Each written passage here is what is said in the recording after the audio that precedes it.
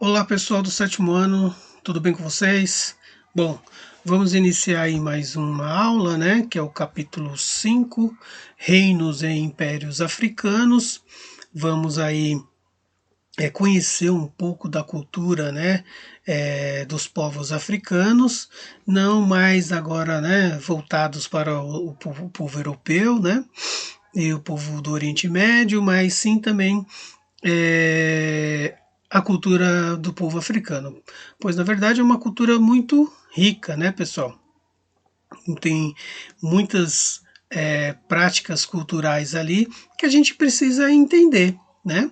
E aí é onde cai na questão que está aí, vocês estão vendo, né? Por que estudar o povo africano? Qual o objetivo, né, de a gente conhecer esse povo? Bom, estudar o povo africano, pessoal, é conhecer a sua cultura.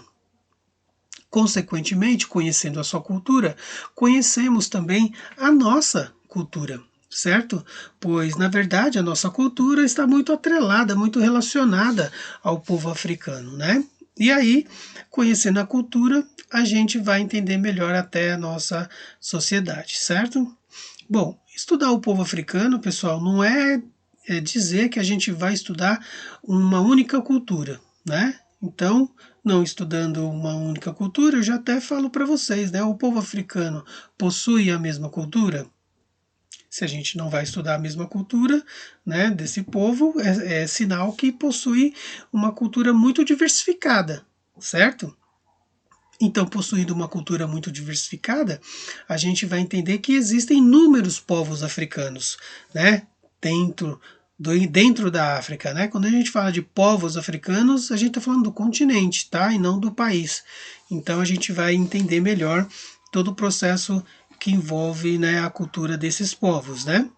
E vamos entender aí, né, essa cultura por meio das suas características culturais, né, que vai ser atrelado aos povos que se encontram aqui nessa região, certo?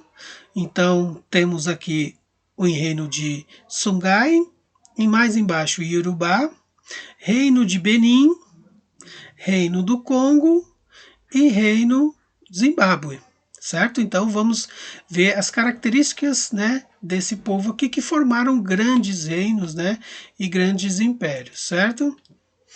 Então vamos lá. Bom, de uma forma geral, pessoal, a cultura do povo africano é voltada, né, para o seu modo de vida, um modo de vida muito parecido em todos os reinos, né, todo o império.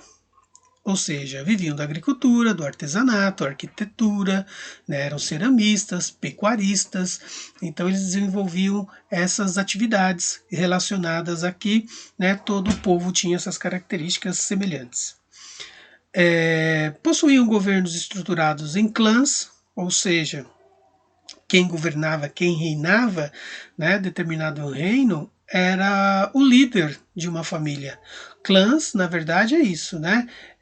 São grupos de famílias e aquela família onde tinha o mais velho, que era o pai, era quem governava, né? E a família mais antiga era quem governava. Bom, como eu falei para vocês, o líder é a pessoa mais velha, o patriarca, né? Patriarca que vem de pai, né? Ou seja, ele cuidava da administração das cidades, do trabalho e da justiça, né? Eles julgavam as pessoas também.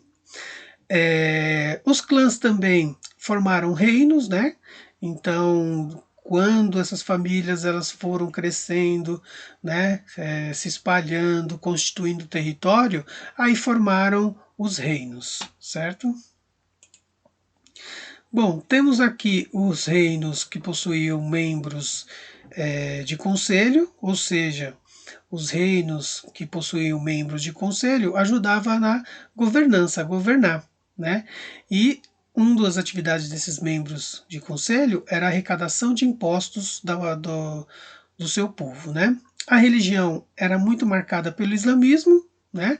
Ajudou na relação com outros povos, relações essas voltadas para o comércio com outros povos do Oriente, né? Mas aqui acima, né? No mapa. Fizeram muitas feitorias, né? Foram criadas nessas regiões, ou seja, o que são feitorias, né? Feitorias é uma espécie de mercado, né? Uma espécie de shopping nos dias de hoje, onde as pessoas iam lá para comprar inúmeros produtos, né? Desde objetos até alimentos. Então comercializavam nessas feitorias, né? Marfim, ouro, grãos, tecidos, peles, armas, seda e artesanato. Principais reinos africanos, pessoal, que tinham relações comerciais com o povo europeu, né? Eram esses aqui que eu mostrei no início para vocês, né? Que está escrito aqui que eu comentei com vocês antes, né? Songhai, Yorubá, Reino de Benin, Reino do Congo e Reino Zimbábue. Bom, falar agora do Reino do Congo, né? Falamos aí da característica cultural, né, de uma forma geral do povo, agora as características, né, particulares. A localização desse povo é do sul do Equador, né, ou melhor, do sul da linha do Equador, ou seja, estamos aí ou melhor, estão aí situados bem ao centro do nosso planeta, né, do planeta Terra. A língua é o Banto, uma língua nativa, língua própria deles, né? Originou-se aí, por meio dessa língua, mais de 400 outras línguas dentro do Reino do Congo, né? Então, uma língua muito rica. O império foi constituído por meio de guerras, né? Formaram um vasto império. A capital é Mabanza. O Congo possuiu 100 mil habitantes, né, no seu território, e estabeleceu alianças com os sacerdotes, onde a região onde era invadida, onde era dominada pelo Reino do Congo, né? Então a ideia de fazer alianças com os sacerdotes era para fortalecer o reino, né? Ou seja, uma aliança política aí, né? A organização política e administrativa desse povo era voltada para a arrecadação de impostos, para a prática, né, do comércio comum do marfim, que é o dente do elefante, gado, peles de animais, grãos, metais, sal, cerâmica, peixe, cobre, né? Então, todos esses objetos passavam por uma estrutura política administrativa de controle do rei. Então, o comércio voltado para essas funções aqui era um comércio feito não por meio de compra de produtos em dinheiro, porque não existia ainda dinheiro nesse momento, né? Porque aqui a gente está falando de muito tempo atrás, né? Século VII, século VIII, né? Não existia ainda esse dinheiro, né? Então era feito por meio do escambo. O que é o escambo? Troca de mercadorias, certo? Bom, falar um pouco da estrutura social.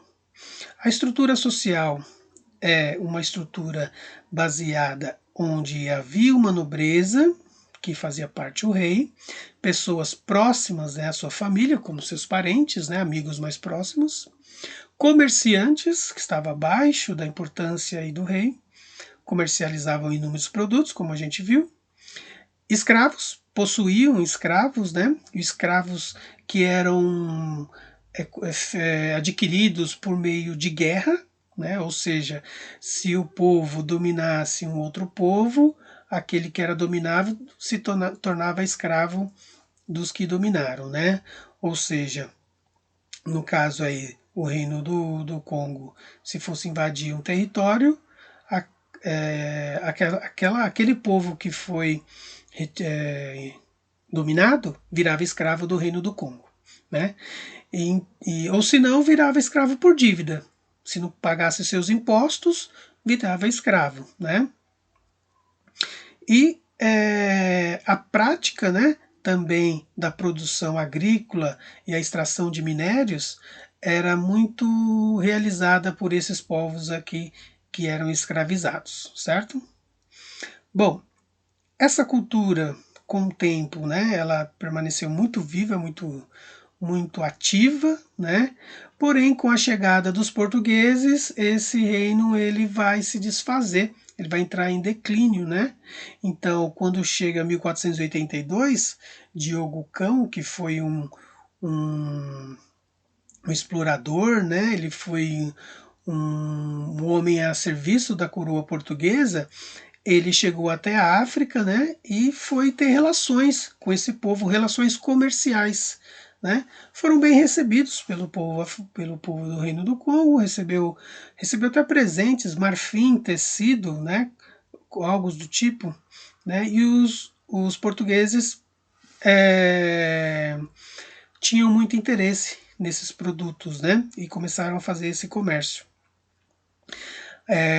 A relação comercial, pessoal, também teve um objetivo dos portugueses em conquistar escravos, né? Adquirir escravos, ou seja, justamente para poder atender as suas colônias, né? Para os escravos realizarem o trabalho forçado para os portugueses, né?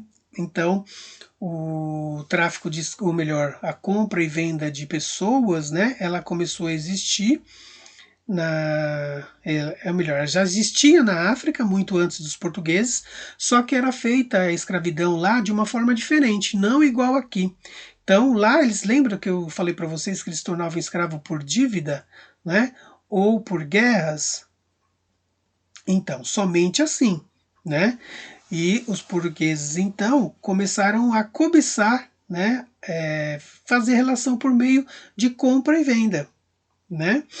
E isso era feito, né? Muito feito.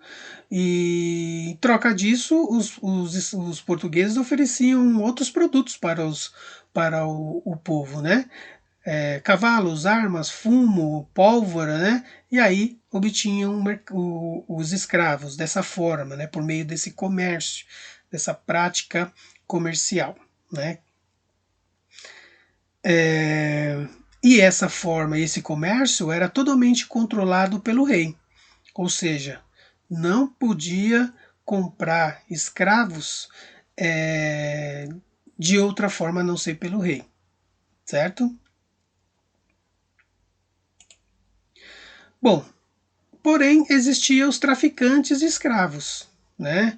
Ou seja, os traficantes de escravos viram que é uma oportunidade muito valiosa, né, gerava muito dinheiro, começaram a traficar pessoas, ou seja, mudou, né, a ideia de conceito de escravidão, não era mais agora por dívida e por guerras, ou seja, tudo isso, né, pessoal, era feito por meio de traficantes, ou seja, os traficantes iam, sequestravam as pessoas na rua e eram vendidas como escravo, né? Então, a escravidão ela começa a ser motivada por meio dos portugueses na África. Ah, professor, mas e lá, entre eles os africanos não faziam, tinham escravidão? Tinha, mas só por guerra e por dívida, apenas, só isso, né? Caso contrário, né, jamais iria existir escravo, o rei não permitia. Bom, mas enfim, os traficantes faziam esse comércio ilegal, né, burlavam a fiscalização e o controle desse tipo de comércio. Bom, então muitos foram escravizados, sequestrados, né, crianças, mulheres foram separados de suas famílias, né? Então surgiu um modelo de escravidão aí que os portugueses incentivaram, certo? Bom, os portugueses interferindo, né, nesse modo de vida, desse estilo de vida, como que era estruturada a sociedade no Reino do Congo, o que ocorreu?